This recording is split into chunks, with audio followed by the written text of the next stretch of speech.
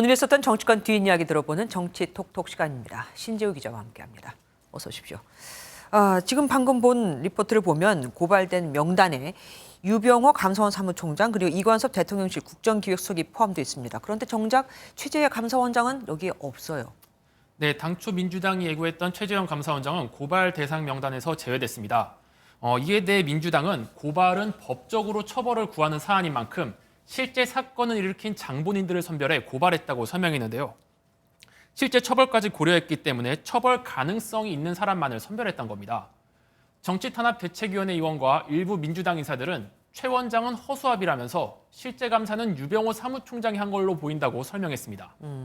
국정감사 과정에서 또 다른 논란이 나왔습니다. 이재명 더불어민주당 대표가 보유한 주식이 문제가 됐다고요?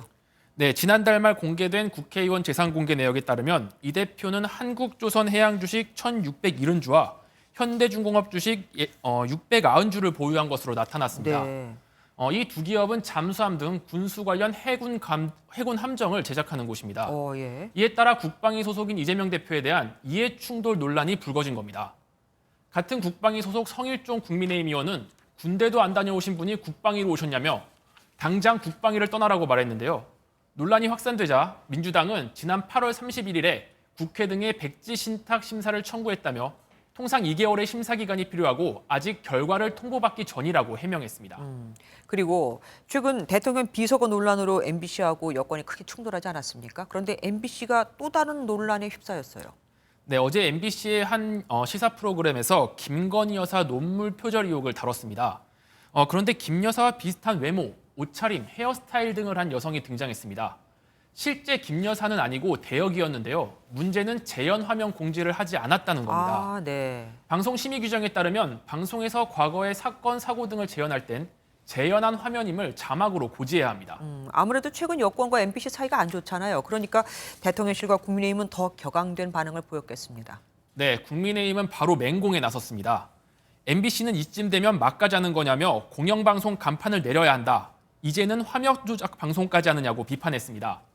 다만 대통령실은 당에서 충분히 얘기했다며 따로 입장을 내지 않는 것으로 전해졌습니다.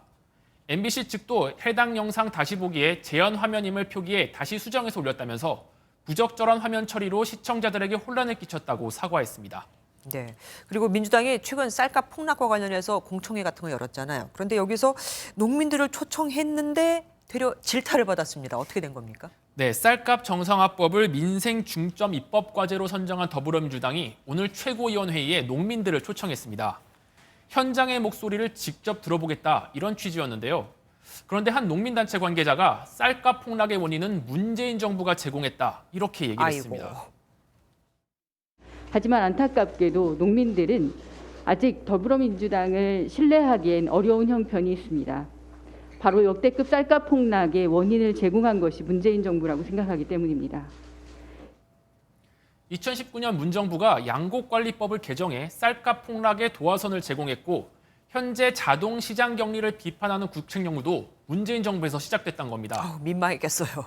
네, 그래서 뜻밖의 비판이 나오자 이재명 대표가 수습에 나서기도 했습니다. 회의할 자리도 아니고 입장을 충분히 내셨죠? 혹시 여기다가 꼭 추가할 거 있으시면 정말 꼭 추가할 것만 해주십시오.